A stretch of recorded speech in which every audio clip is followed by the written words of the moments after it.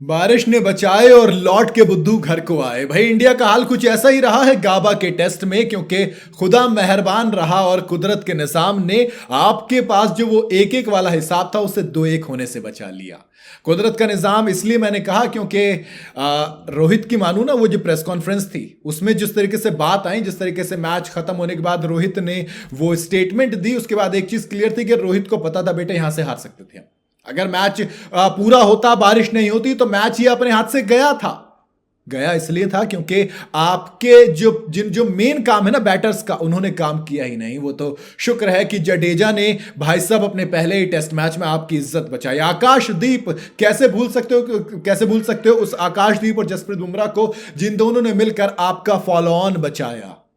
अब PAT Cummins कुछ भी कहें, रोहित शर्मा कुछ भी कहें, लेकिन एक चीज तो तय है कि दोस्त यहां पर मामला लगभग खत्म हो गया था। लेकिन आखिर में जब मामला पलट गया, मामला बच गया, जब आकाशदीप और जडेजा और केएल राहुल इन्होंने इज्जत बचाई है आपकी। और इन सबसे ज्यादा बारिश मेहरबान रही है दोस्त आपके ऊपर। अगर बारिश आपके ऊपर मेहरबान नहीं होती तो आपका काम तमाम ऑलमोस्ट हो गया था।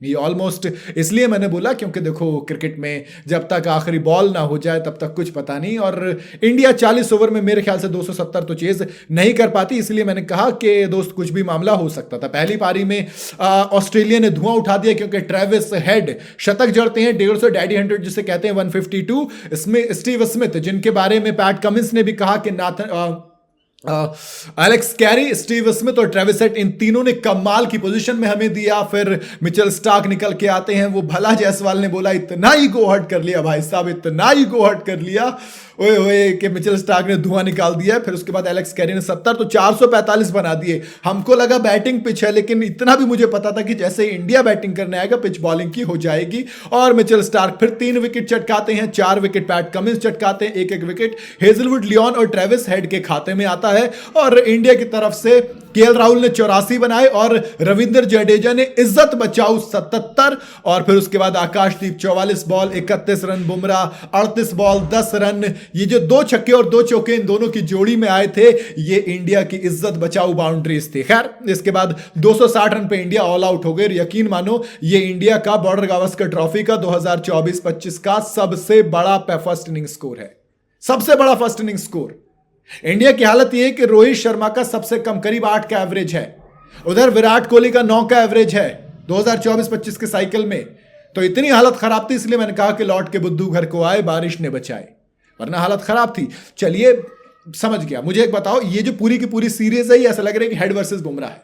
सच में ट्रेविस हेड या तो रन मारेंगे, बुमराह विकेट लगेंगे। अगर उधर से स्टीव स्मिथ गरीबी में आटा गीला करने के लिए और फॉर्म में आ गए, इधर से भैया स्टार्क तो चल ही रहे थे, पैट कमिंस तो चल ही रहे थे, लेकिन इंडिया की तरफ से बुमराह, जसप्रीत बुमराह। दोस्त आप इतना कहेंगे, पहली पारी में जसप्रीत बुमराह ने 6 विकेट चटकाए, सिराज के खाते में 2 विकेट आए। लेकिन दूसरी पारी में फिर जब कमाल करने को मिला तो 6 ओवर डाले, 6 ओवर में 3 विकेट चटका दिए। सिराज ने 7 ओवर में 2 विकेट, जिसमें 1 विकेट ट्रेविस हेड का था। आकाशदीप 5 ओवर में 2 विकेट।